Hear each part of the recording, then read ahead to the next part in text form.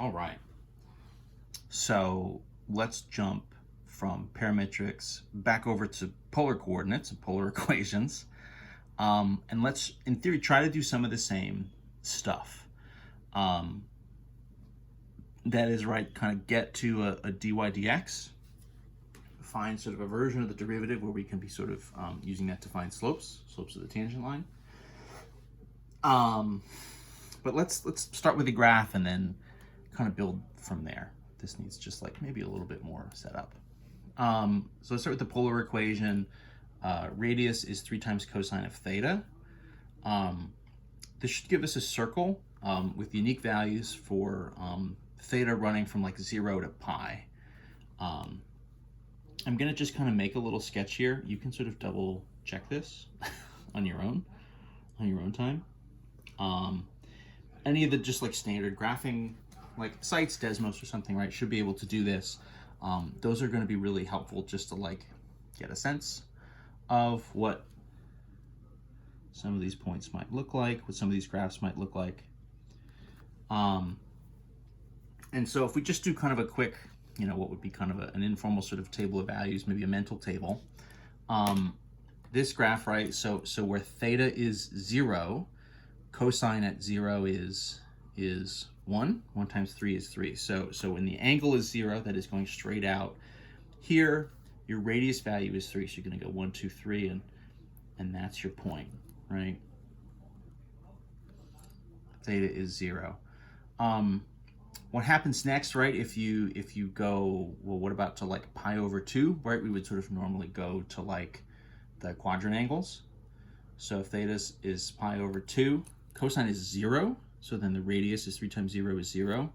So that's in theory pointing straight up, but the radius is 0, so you just sit right at the origin. So that would be like theta is pi over 2. And then if you go to like theta is pi, right? So now you're in theory kind of heading out straight, like, due west, 180 degrees. But cosine is going to be -1. So times 3, the radius would be -3. So in theory, you're facing west, but then you head east by 3, and you end up back here. So like if all you do is kind of start to graph quadrant angles, you're just going to like ping pong back and forth between these 2 points. So like, I don't know, that's probably not a whole lot of information. If we sort of pick mentally write some stuff in between, that actually helps to like fill this out. So if I started doing things like, pi over 6, pi over 4, pi over 3, right? Using those, you're not really going to get great coordinates, but essentially what's going to happen to kind of fill in the middle part here is you're going to get a circle, right? And so what's happening is you're rotating, in this case, right, sort of counterclockwise. You're kind of centered on the axis halfway between 0 and 3. So this is kind of a radius 1.5. So that's going to be our circle, and that's kind of what we have as our reference. So we have kind of the angles, right, 0 and like pi over 2. Somewhat strangely, this is going to be the angle up here at the tip top should be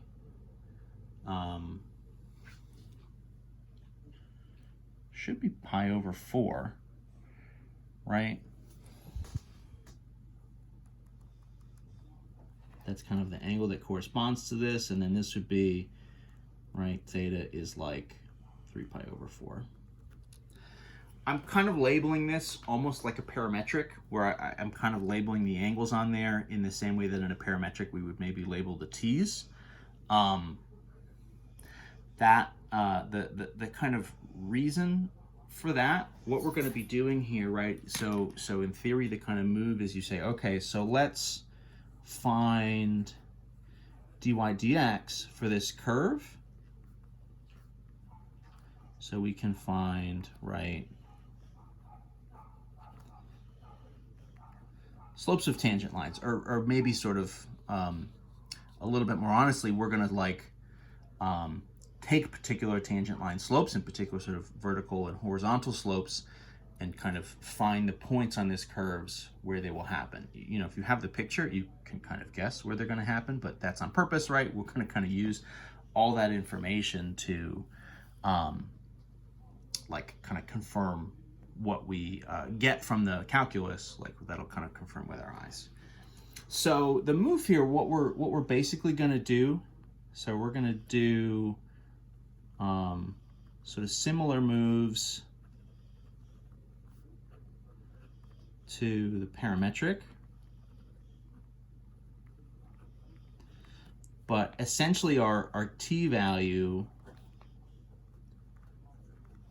is going to be theta. So that's, you know, in some sense why I'm kind of labeling these angle points here. Those are going to be kind of our reference points for the positioning. The setup, right, remember, so recall, x is r times cosine of theta, and y is r times sine of theta. So the thing that we don't have at all from something like r equals cosine theta, so right, again, for us, r equals 3 times cosine theta. And so there's a little bit of a weird thing where you're going to kind of say, oh, so like x is r and r is x, and it's like, no, not quite. You know, what we're going to do here, you know, what we need is, you know, rather than having this as a polar equation, what I need are equations with like x's and y's, right? If I'm sort of having this on the xy plane and I'm trying to find a dy dx, I obviously need some sort of equation with x's and y's. And so all I'm going to do is I know that x is, right, r times cosine of theta, and y is r times sine of theta. I have a substitution for r, right? R is 3 times cosine theta. So all I'm going to do is I'm going to take that and sub it in for the r values here and here. So I'm going to get new equations for x. So x should be r times cosine of theta. But then that's going to be, right, if my radius here is 3 times cosine theta, what I get for x is r times cosine theta, right, is 3 cosine theta times another cosine theta.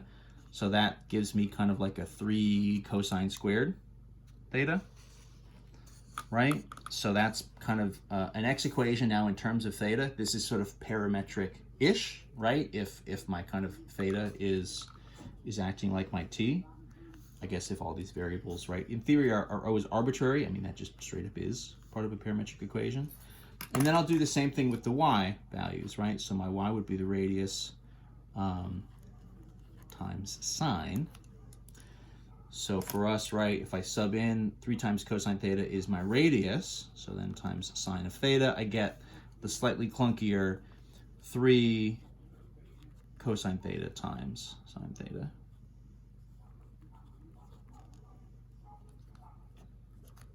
So what I get here are kind of x and y equations. I get a parametric, right, where I have x and y defined in terms of a third variable, an input variable theta. All right, fair enough. Let's carry this over then onto the next page. So our goal, right, was find dy dx, and so this is now where, so x is, what was the simplified version? 3 times cosine squared of theta, and y is 3 times cosine theta times sine theta. So the move here is just going to be, right, so then to find dy dx, all I'm going to do is the same moves I was doing in my parametric calculus, right? So dy dx in theory should be like dy d theta over dx d theta, right? This is the same as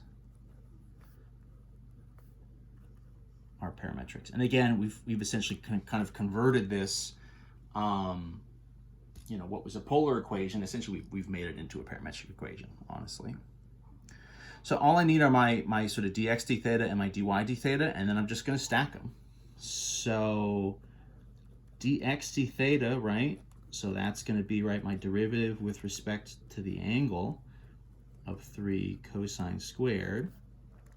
So that would be 3, right? So then this is a chain rule. 2 comes down, 3 times 2 cosine theta to the 1 times the derivative of cosine theta, which would be what? Negative sine theta. So this is like negative 6 cosine theta sine theta.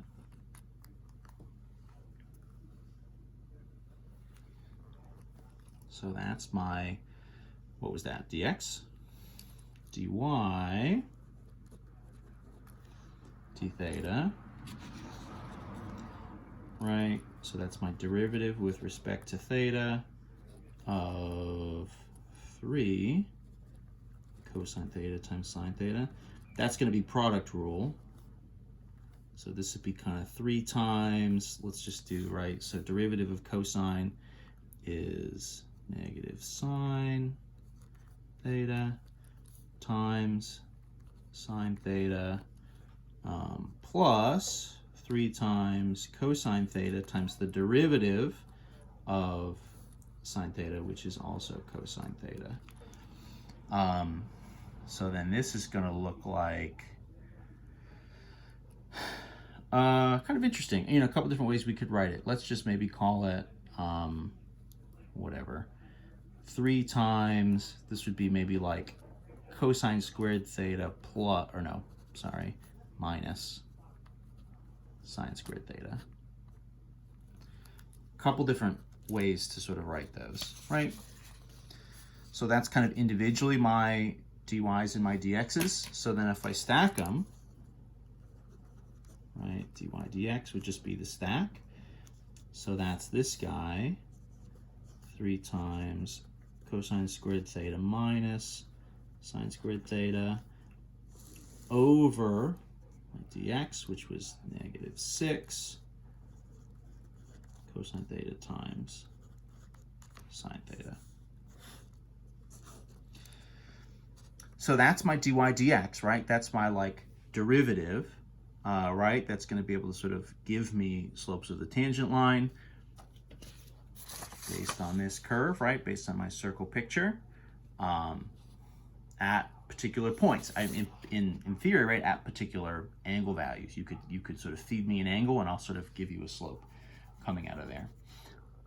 I'm going to pause this video and we'll actually like do some work with the slopes in the next video.